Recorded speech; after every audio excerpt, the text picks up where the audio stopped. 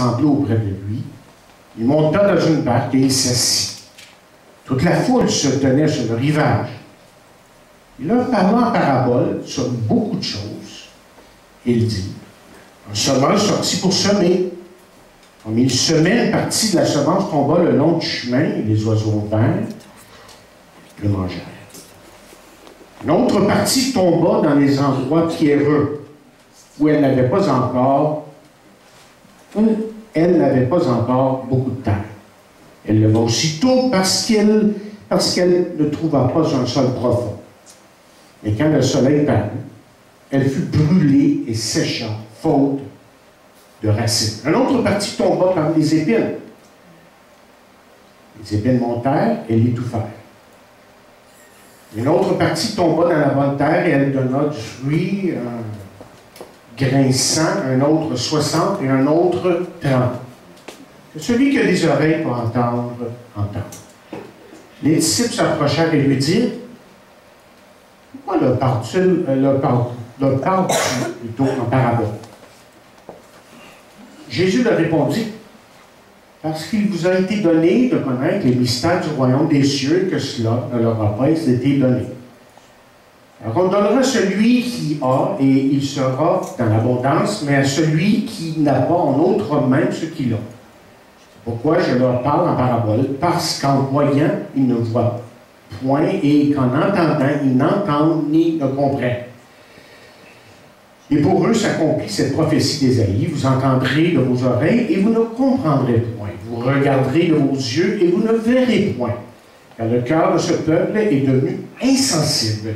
Ils ont endurci leurs oreilles, ils ont fermé leurs yeux, de peur qu'ils ne voient de leurs yeux, qu'ils n'entendent de leurs oreilles, qu'ils ne comprennent de leur cœur, qu'ils ne se convertissent et que je ne les guérisse. Mais heureux sont vos yeux, parce qu'ils voient, vos oreilles, parce qu'elles entendent. Je vous dis en vérité, beaucoup de prophètes et de justes ont désiré voir ce que vous voyez et ne l'ont pas vu. Entendre ce que vous entendez et ne l'ont pas entendu. Vous donc écoutez ce que signifie la parabole du semeur. Lorsqu'un homme écoute la parole du royaume et ne la comprend pas, le malin vient et enlève ce qui a été semé dans son cœur. Cet homme est celui qui a reçu la semence le long du chemin. Celui qui a reçu la semence dans les endroits pierreux, c'est celui qui entend la parole et la reçoit aussitôt avec joie. Mais il n'a pas de racine en lui-même, il manque de persistance. Et dès que survient une tribulation, une persécution à cause de la parole, il trouve une occasion de chute. Celui qui a reçu la semence parmi les épines, c'est celui qui entend la parole, mais en qui les soucis du siècle, de la séduction des richesses, étouffent cette parole et la rendent infructueuse. Celui qui a reçu la semence dans la bonne terre, c'est celui qui entend la parole et la comprend.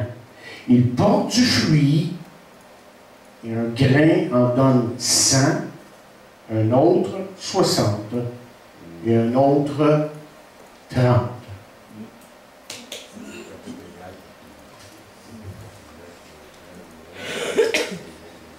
Le chapitre 13 de Matthieu est probablement un des chapitres les plus importants dans toute la parole de Dieu. Parce que vous voyez, si vous saisissez ce chapitre, vous saisissiez son enseignement, vous comprendrez plusieurs des grands enseignements de la parole de Dieu. Entre autres, la persévérance des saints ou la sécurité éternelle. Nous avons devant nous la parabole du royaume. C'est-à-dire que dans ce chapitre ici, Jésus va nous parler du royaume des cieux et de ses caractéristiques.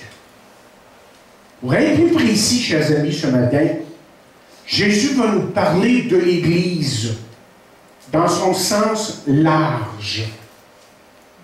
Et il va nous parler de ses caractéristiques. Et vous allez comprendre au fur et à mesure qu'on passe à travers le chapitre 13. Parce que c'est une série que je vais vous donner ici, là, sur le chapitre 13. vous allez vraiment comprendre ce qu'on essaie de dire ici, ce que la Bible nous enseigne au fur et à mesure qu'on avance.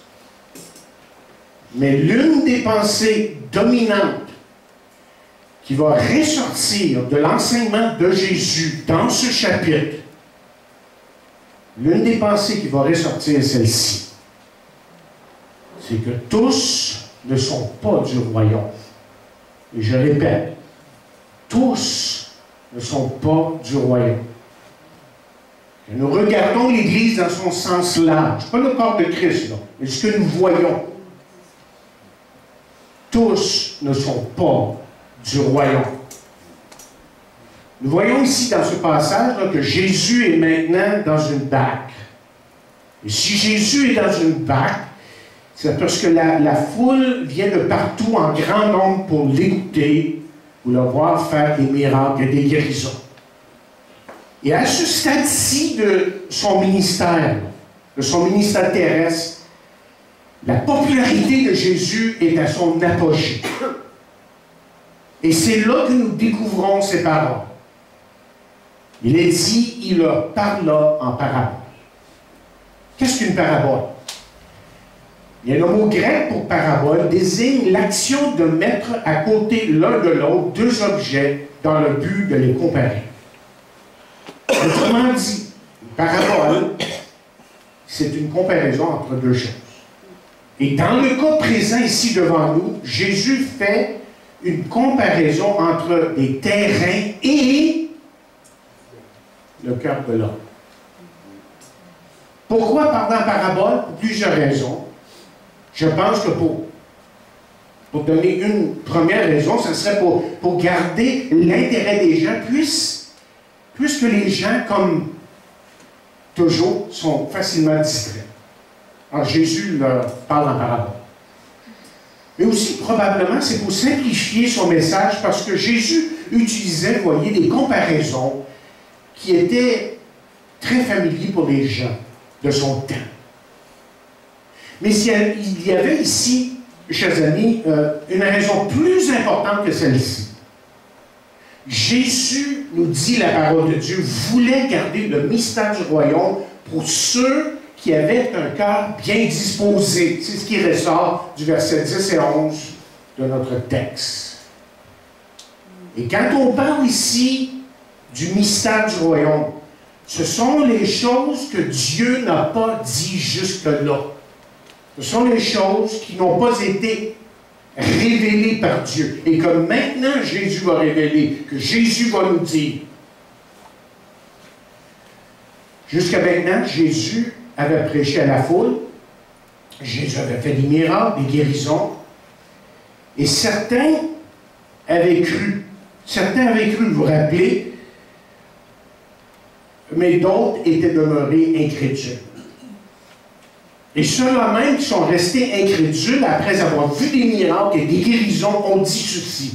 Si vous retournez dans le chapitre 12, au verset 24, nous lisons ces paroles. Les pharisiens ayant entendu cela dire, cet homme ne chasse les démons que par Bézébul, prince des démons. C'était la conclusion qu'ils avaient faite du ministère de tout ce que Jésus avait fait jusque-là.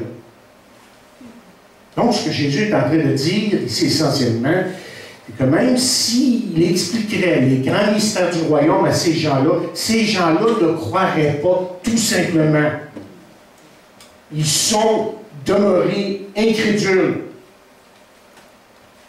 Et la parabole qu'on a devant nous,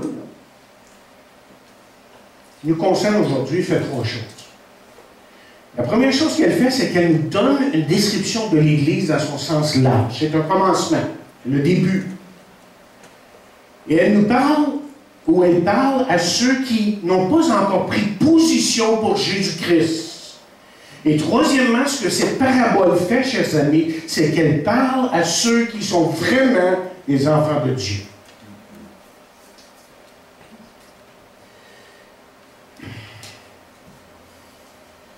On voit ici là, que dans ce chapitre, que la première parabole que Jésus nous donne, c'est la parabole du semeur.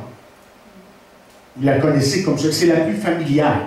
Mais il y a beaucoup d'autres paraboles qui sont extrêmement importantes. et que nous devons comprendre pour comprendre la pensée de Dieu, pour comprendre la pensée de Jésus ici, dans ce chapitre. Identifions les éléments essentiels de cette parabole. D'abord, il y a le semeur, Jésus-Christ ou l'Église, si vous voulez, dans le temps que nous vivons. La semence, c'est la parole de Dieu. Et les terrains ici, il y en a 4. Ça décrit le cœur, l'état du cœur de l'homme.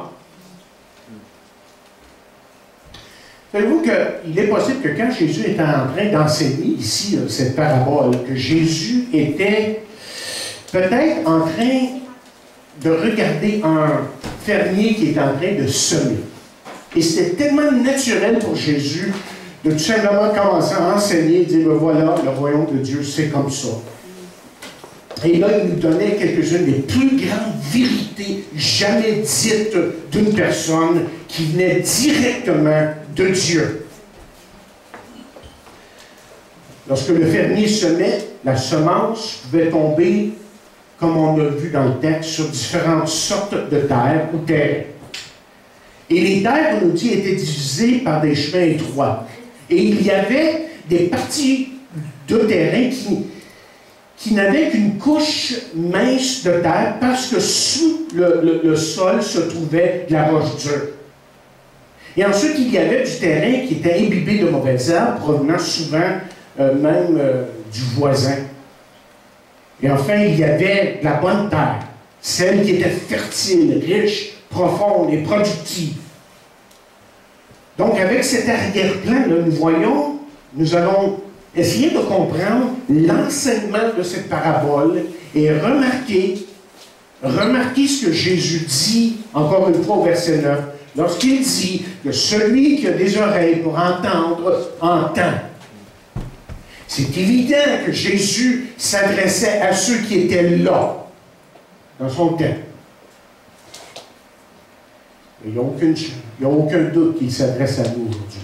Parce que la parole de Dieu, c'est pour nous aujourd'hui. C'est pour ça qu'elle a été donnée. OK, avant de monter au ciel, Jésus, vous vous rappelez, avait donné des instructions très précises à ses disciples. Il a dit, allez, faites de toutes les nations des disciples. Donc, on découvre à travers la parole de Dieu, là, le Nouveau Testament, les actes, les épîtres, que c'est la responsabilité de l'Église de prêcher l'Évangile de Christ. Et au jour de la Pentecôte, Pierre a prêché le premier message évangélique, le premier message d'évangélisation, si vous voulez. Et vous vous rappelez, de 3000 personnes se sont converties. Le deuxième jour, 5000 personnes se sont converties. Autrement dit, ce qu'on découvre dans les Actes des Apôtres, dès le début, c'est que les disciples de Jésus ont obéi aux paroles de leur maître à la lettre, et parce qu'ils ont obéi à la lettre, au commandement de Jésus-Christ, la Bible dit d'eux qu'ils ont bouleversé le monde. Et c'est comme ça qu'on va bouleverser le monde. Si on obéit à la parole de Dieu. Maintenant, comme Jésus pouvait rencontrer toutes sortes de réactions face à son message, les disciples, eux, faisaient la même expérience. Et c'est la même chose pour nous aujourd'hui. Exactement la même chose.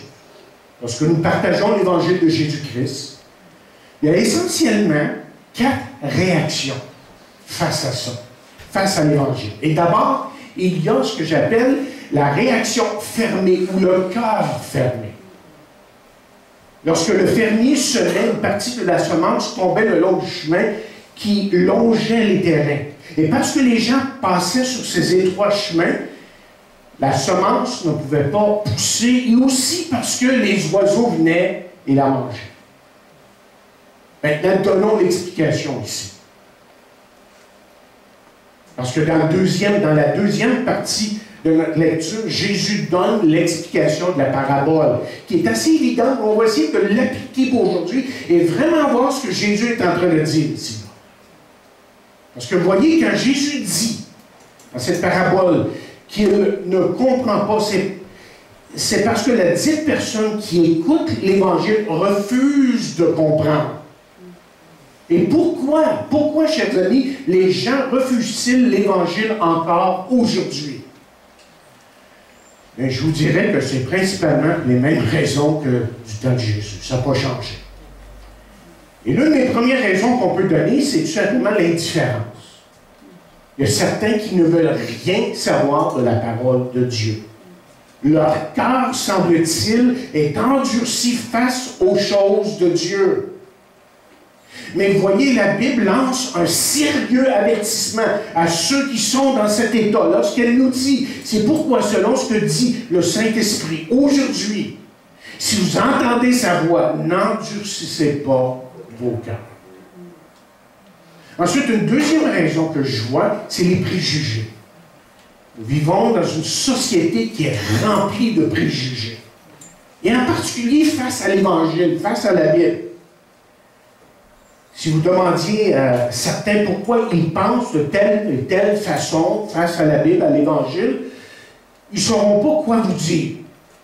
C'est simplement parce qu'ils ont des idées préconçues. Par exemple, l'une des choses qu'on entend, c'est que la Bible a été écrite par des hommes. Bon, ça ne peut pas être bon. C'est une idée comme une autre. C'est un préjugé. Parce que c'est en partie vrai, mais ce n'est pas tout à fait vrai, évidemment. Donc, on ferme la porte à l'Évangile de Jésus-Christ. Parce qu'on est plein de préjugés.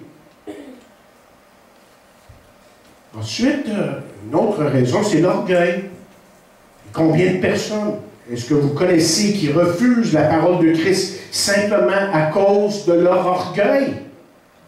Par exemple, la Bible nous dit, l'insensé dit dans son cœur, il n'y a point de Dieu. Mais qu'est-ce qui conduit un homme de nier même l'existence de Dieu si ce n'est pas son orgueil? Parce que vous voyez, l'orgueil conduit l'homme à vivre comme si Dieu n'existait pas. Quand au fond de lui-même, il sait très bien qu'il y a un Tout-Puissant.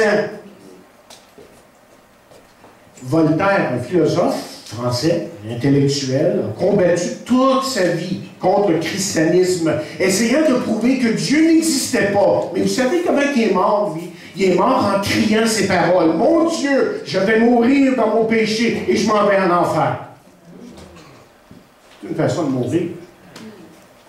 Mais c'est comme ça qu'il est mort. Ensuite, une autre raison qui conduit les gens à rejeter l'Évangile, à avoir un cœur fermé, c'est l'immoralité. Une personne qui vit dans l'immoralité peut fermer son cœur à la grâce de Dieu. Et pourquoi? Peut-être tout simplement, pour commencer, de peur d'être dévoilé, mais aussi, peut-être qu'il a peur qu'il sera redevable à quelqu'un. Et c'est très facile de dire que Dieu n'existe pas et de ne pas avoir de redevabilité envers quiconque. Mais il y a une autre raison. Et l'autre raison, c'est parce que tout simplement, chers amis, il y a des gens, il y a des personnes dans notre monde, et on le voit quotidiennement, à travers les journaux, de ce qu'on voit, de ce qu'on ressent, de ce qu'on lit, c'est qu'il y a des gens qui aiment tout simplement leur péché.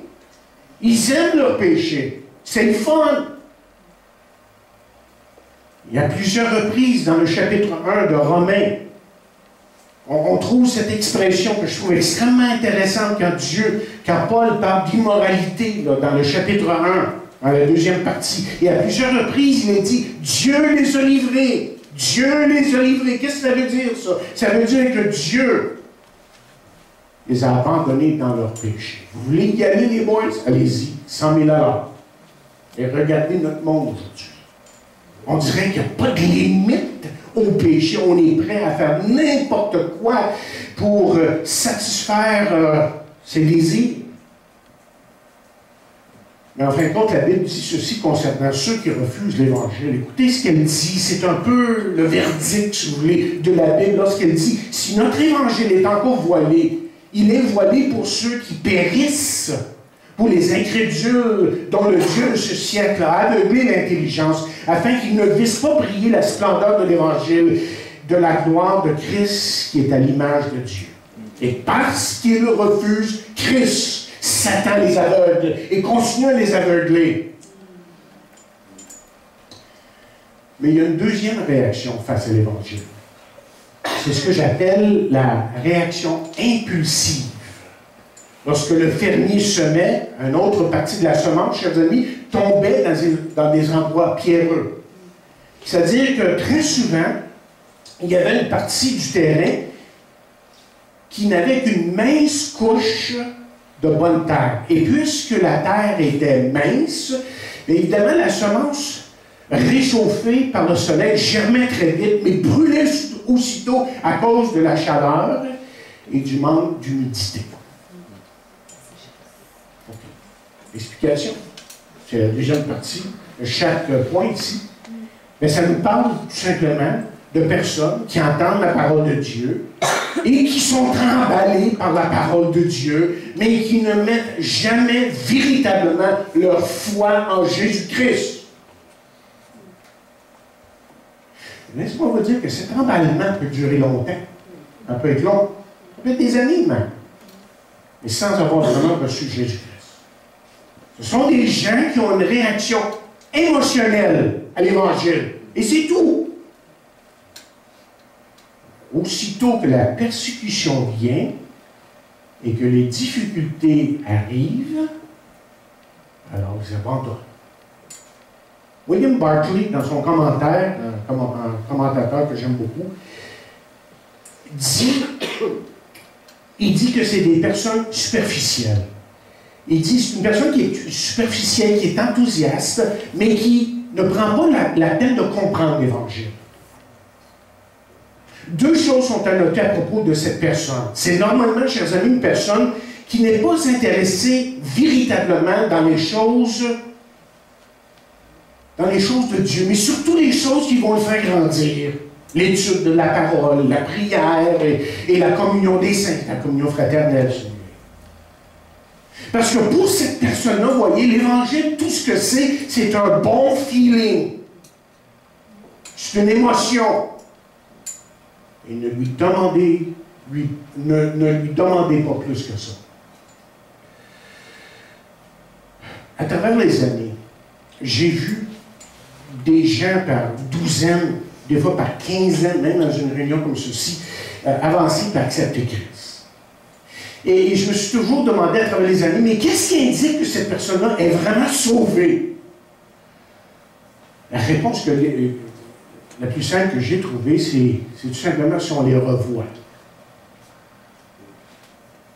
S'il y a une fin vraiment pour connaître Dieu, s'il y a une fin pour vraiment connaître Dieu, il y aura une fin pour les choses de Dieu.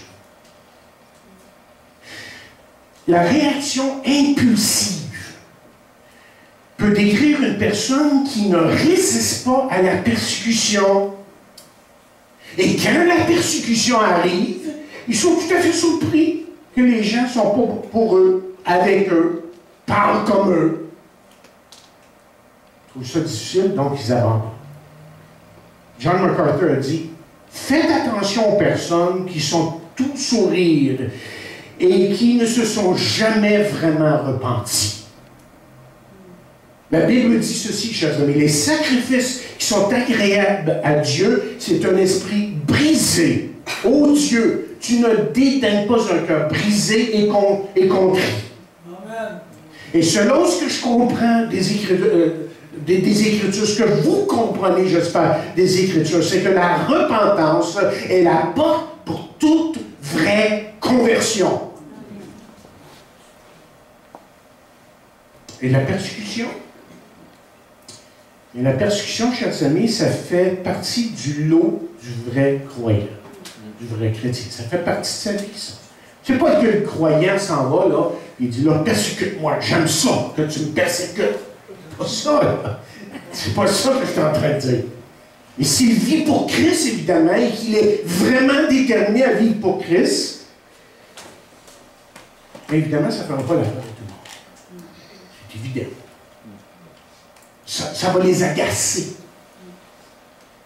Ça va interrompre leur bonheur. Écoutez ce que la parole de Dieu dit. Même Jésus dit quelque chose sur ça. Lorsqu'il dit « Heureux ceux qui sont persécutés ».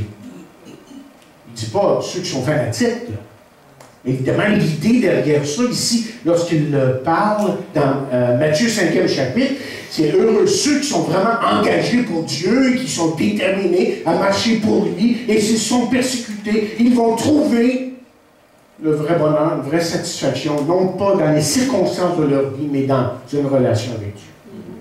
Et Paul lui va dire, alors tous ceux qui veulent vivre pieusement en Jésus-Christ seront persécutés, vont peut-être être persécutés. Non, non, seront persécutés. Si vous êtes déterminés à suivre Dieu, vous allez être persécutés d'une manière ou d'une autre. Pour certains, c'est psychologique, évidemment. Mais pour d'autres, littéralement, c'est physique et ça emmène même la mort. Quelqu'un a dit que nous devrions désirer quelques persécutions et tribulations. Oui, quand j'ai lu ça, j'ai dit, il a même trouvé un verset pour comme on dit en bon québécois, backer ça, pour soutenir son point. Ben oui, 1 Pierre 5, verset 10, écoutez ce qu'il dit ici. Il dit, le Dieu de toute grâce, qui vous a appelé en Jésus-Christ à sa gloire éternelle, après que vous aurez souffert pour un peu de temps, vous perfectionnera lui-même, vous affermira, vous fortifiera et vous rendra inébranlable.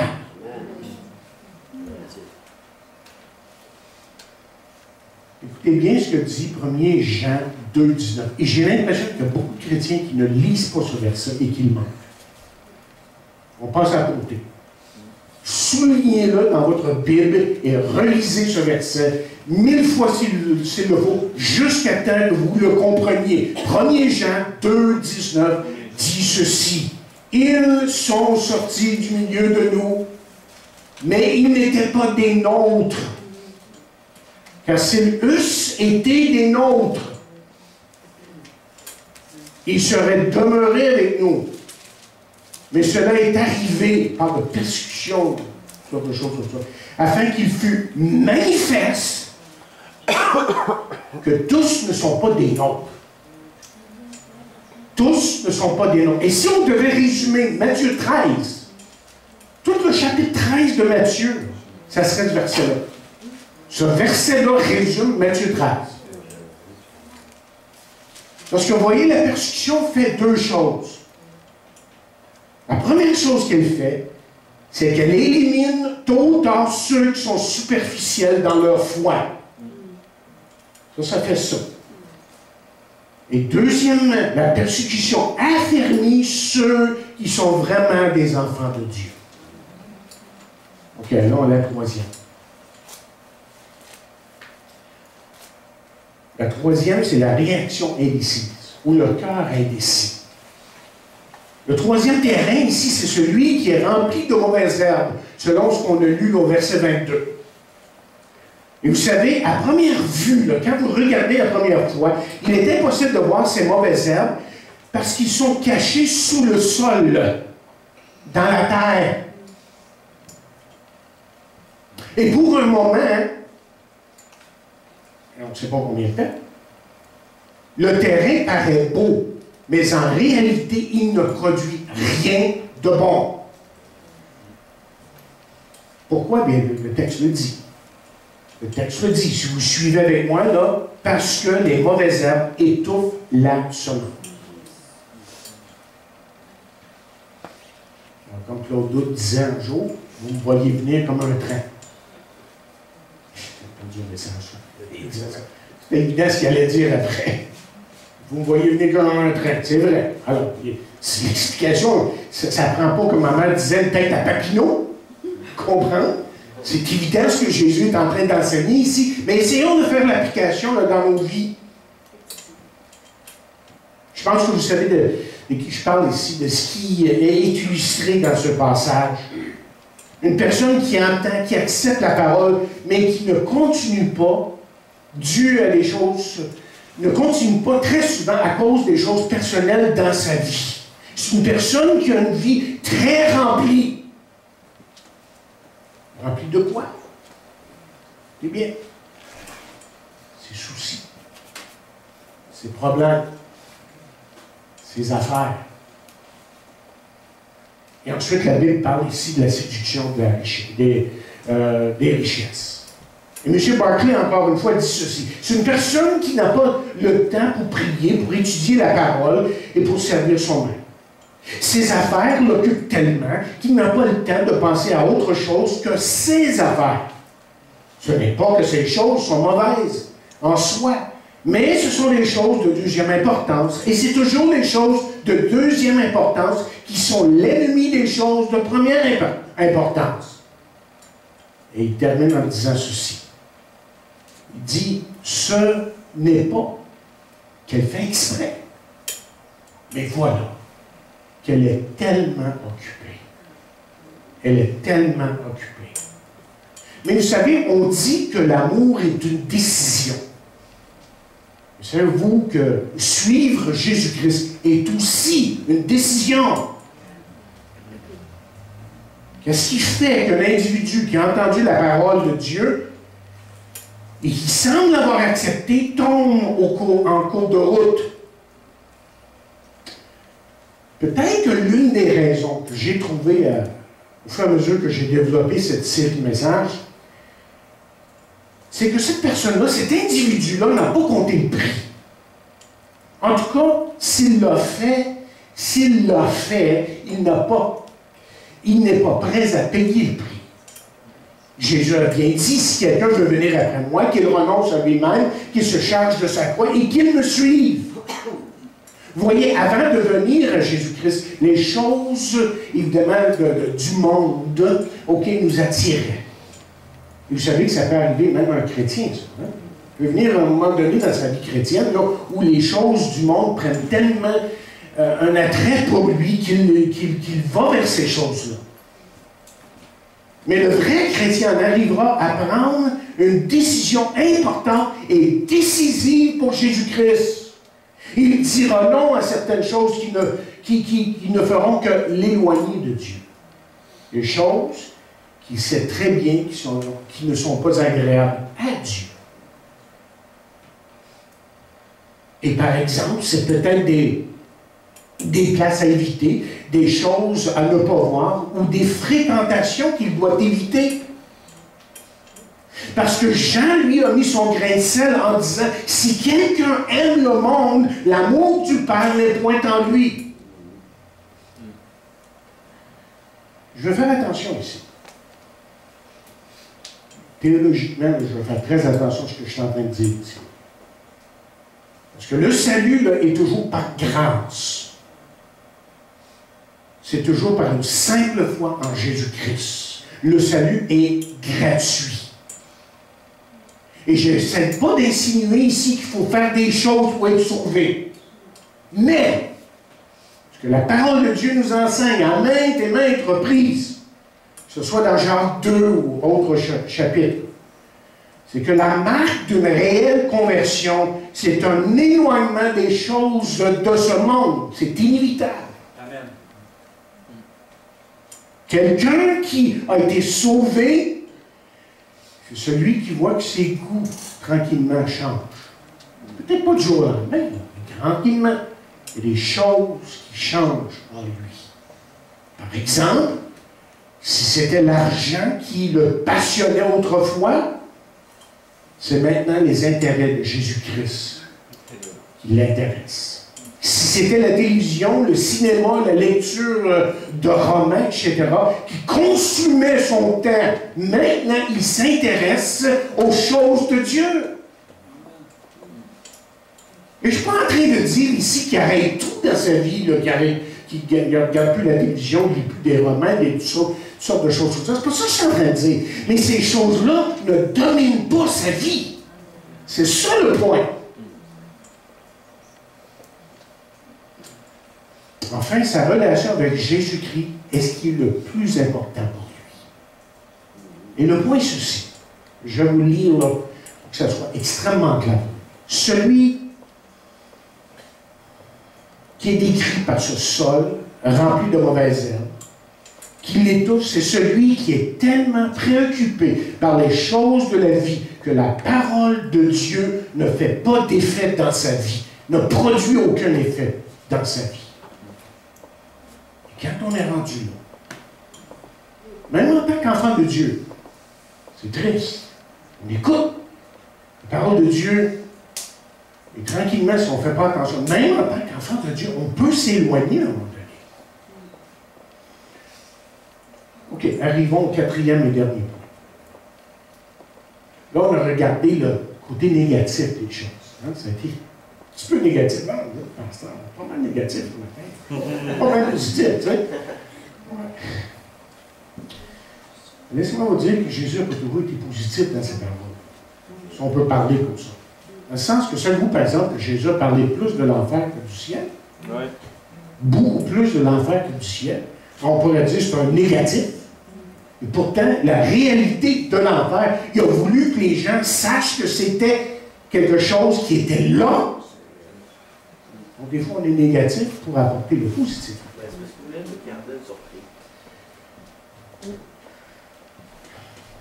Alors, on a regardé ceux qui résistent à Dieu, évidemment. Hein? Des sols, là. On décrit cette personne-là. Les gens qui sont superficiels, des gens qui sont indécis, des gens qui veulent servir Dieu et le monde en même temps. Et en passant, Jésus a dit ceci: nul ne peut servir deux maîtres, car ou on haïra l'un, ou aimera l'autre, ou on s'attachera à l'un et méprisera l'autre. Vous ne pouvez servir, dit Jésus, Dieu et Mammon. C'est clair, ça, dans la parole. Il faut lire la parole telle qu'elle. Et quand on la lit telle qu'elle, c'est là qu'elle peut transformer notre façon de penser. Amen. Mon cœur. Mes chers amis, heureusement qu'il y a de ceux qui reçoivent la parole. Je suis content parce que je ne serai pas dans le ministère, ça ne sera pas ça. Je sais qu'il y a de ceux qui reçoivent la parole, qui sont réceptifs à la parole de Dieu. C'est la personne qui écoute pour comprendre, pour recevoir. Encore, c'est la personne qui, je dirais, qui se met devant la parole de Dieu pour la saisir. C'est une personne qui est sincère et donc désire que Dieu lui parle.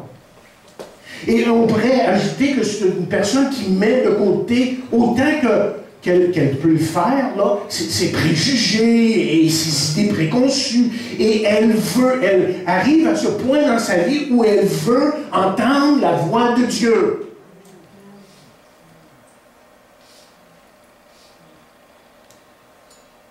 Et le tout fait partie de ce qu'on appelle la conversion, la nouvelle naissance.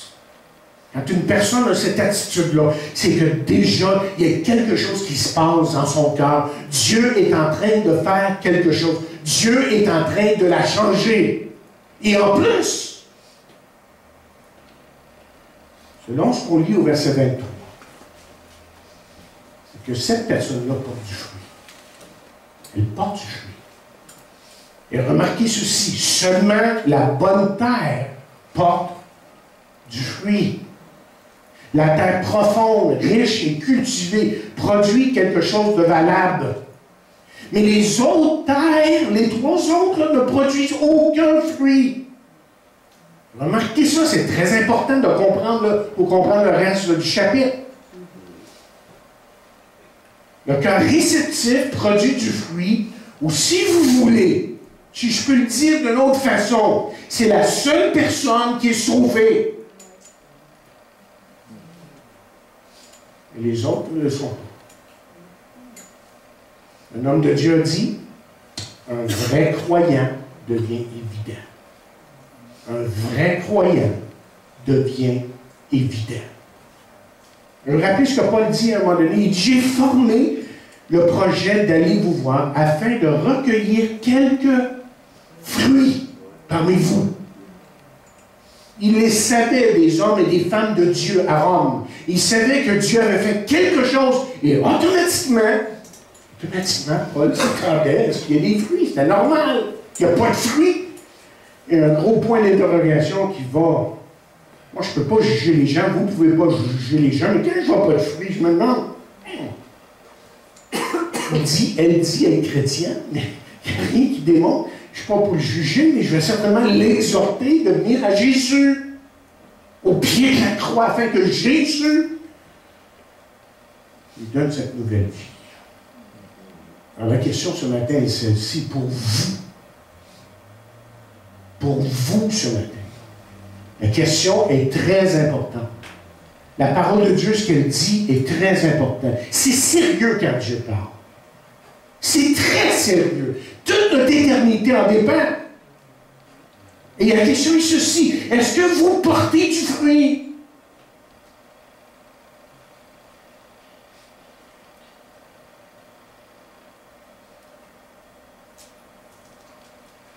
Laissez-moi repasser les 3 remarques que j'ai faites au début. Et on va résumer ça. D'abord, cette parabole nous donne une description de l'Église en son sens large. Ce qu'on voit dans l'Église en son sens large, on ne parle pas du corps de Christ. Tous ne sont pas sauvés. Ne sont pas du royaume. Et c'est pour ça qu'un grand homme de Dieu, le temps passé, disait souvent, il dit, il ne faut jamais, en tant que pasteur, il dit, il ne faut jamais manquer l'opportunité de présenter Jésus-Christ comme Sauveur et Seigneur et d'emmener les gens à la croix. On ne sait jamais qu'est-ce qui se passe dans le cœur des gens. J'ai déjà raconté, au bout d'une église où j'étais pasteur dans les années 80, grosse église à Montréal. Et je me rappelle qu'au début, surtout, quand je faisais un appel, il y avait 100 personnes qui avançaient, c'était plein en avant. Je me demandais qu'est-ce qui se passait. Mais je me rappelle une fois, parce que j'étais en train de prêcher. J'avais pas fini mon message. Quelqu'un, un monsieur qui sort et qui se plante en plein avant. Il n'a pas fini mon message encore. Là, je me suis dépêché pour le finir. Je me rappelle encore exactement où j'étais dans mon message. J'étais en train de parler de miséricorde. Et envers qui Dieu avait miséricorde. Il y a quelque chose qui a touché le cœur de cet homme-là. Parce que j'ai décrivé les gens envers qui Dieu avait miséricorde. Et les gens qui se sentent rejetés et faites la liste vous-même. Et là, à un moment donné, il s'avance. Je me dépêche, je prends mon message, je finis le message, je fais un autre appel, plusieurs personnes, c'était plein encore une fois. Et là, j'ai demandé après, mais qui est ce frère et pourquoi s'est-il avancé comme ça avant? Et une des réponses que j'ai eues, c'est que ça faisait 40 ans qu'il allait dans une église évangélique. Il avait grandi dans l'église évangélique. Il connaissait le langage évangélique. Il savait c'était quoi d'être sauvé. Mais il n'avait vraiment jamais accepté Christ dans sa vie. Il priait, il chantait même. Mais il ne connaissait pas Jésus-Christ. C'est incroyable, hein? C'est possible. C'est certainement possible. Donc, cette parabole et les autres vont nous décrire le royaume de Dieu, l'Église dans son sens large. On va voir là, que l'Église n'est pas toujours ce qu'on pense qu'elle est. Et deuxièmement, elle parle à ceux qui n'ont pas encore pris position pour Christ, exactement, évidemment. Et je me demande ce matin, est-ce que vous êtes l'une de ces personnes-là? Vous avez entendu, vous connaissez le langage évangélique, le langage biblique, et vous savez tout sur Jésus, mais avez-vous vraiment reçu Christ dans votre vie? Êtes-vous venu à la croix? Vous êtes-vous repenti de vos péchés? Parce qu'il y a juste Jésus qui donne la vie, qui donne la vie éternelle. C'est pour ça qu'il a dit, je suis le chemin, la vérité et la vie, et nul ne peut venir à Dieu au Père que par moi. Donc elle parle à ceux qui sont ici, là, qui se disent, bien, je ne sais pas si je devrais ou je ne devrais pas. Mais Jésus vous appelle ce matin. Et c'est peut-être votre dernière chance. Et ensuite, elle parle à ceux qui sont enfants de Dieu, évidemment, cette parabole. Certains commentaires nous disent que Jésus a donné ces paraboles pour encourager ses disciples. Ils étaient quelque peu découragés, semble-t-il, de voir la réaction des gens. Vous savez, quand Jésus a prêché, et Jésus parlait du royaume de Dieu, c'était pas tout le monde qui acceptait. Là. Il y en a qui étaient extrêmement féroces envers lui. Et quand on commençait à parler de lui et contre lui, on essayait même de soulever la foule contre lui. Et les disciples ne comprenaient pas, mais qu'est-ce qui se passe? il a fait des miracles, il a fait des guérisons, puis ils sont encore en train de le rejeter.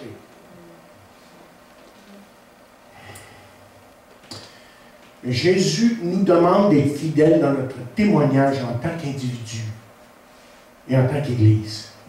Certains, comme au temps de Jésus, accepteront, chers amis, en entendant l'Évangile, et d'autres vont refuser. Voyez, le problème de cette parabole, ou dans cette parabole, n'est pas avec le semeur ou la semence. Le problème, c'est avec le cœur de l'homme, qui, lui, doit être changé. Donc, vous et moi, en tant qu'individus, et en tant qu'Église aussi, là, on est appelés à semer fidèlement. Parce qu'il y aura, chers amis, toujours des cœurs réceptifs. Même si parfois on trouve qu'ils ne sont pas non. Parce qu'en fin de compte, vous voyez, ce que je sais, après tant d'années dans le ministère, s'il y a une chose que je sais, c'est que c'est Dieu qui donne les vrais résultats. C'est vraiment Dieu qui fait là. Moi, je suis juste un instrument que Dieu utilise. Mais en fin de compte, c'est Dieu qui change les vies. Et je compte sur lui et je sais que Jésus veut changer votre vie. Et Paul avait la même attitude. Et c'est pour ça que Paul a dit ceci en terminant. J'ai combattu le bon combat. J'ai achevé la course. J'ai gardé la foi. Vous pensez que ça a été facile pour lui de prêcher l'Évangile? À un moment donné, on l'a lapidé et on l'a laissé pour mort. Et Dieu l'a ressuscité. Certains qui croient qu'il était mort et que Dieu l'a ressuscité.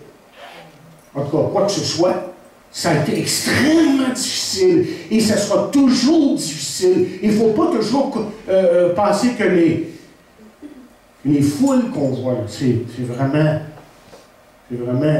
des gens qui appartiennent à Dieu. Mais en même temps, on peut s'attendre à ce que Dieu fasse son œuvre et qu'il change les vies. Et si vous voulez, vous et moi, là, on va aller de l'avant. Et on va compter sur lui. Ça ne sera pas toujours facile, mais je sais. Et c'est drôle, hein, je termine en disant ça ce matin. Élise, André, on est en train de parler tantôt. Au début, je pense, on parlait de Saint-Jean. Et on disait quoi? On disait que Saint-Jean, c'est une place où on sent nos principes. Hein?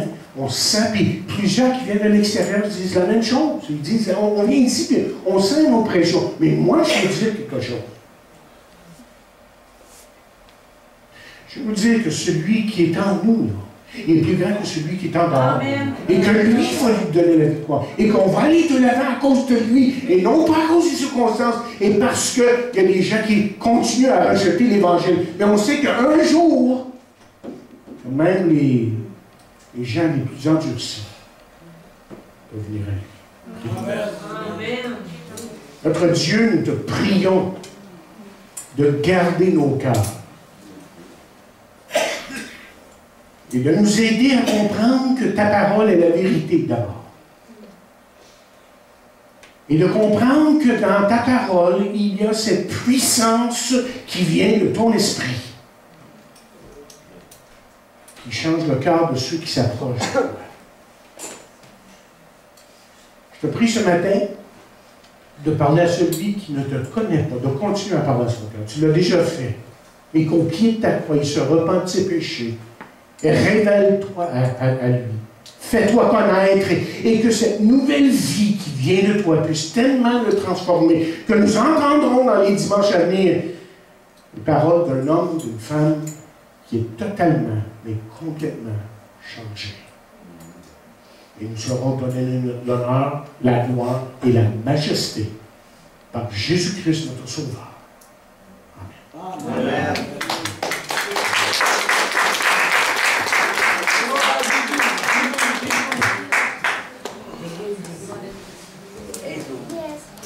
Amen.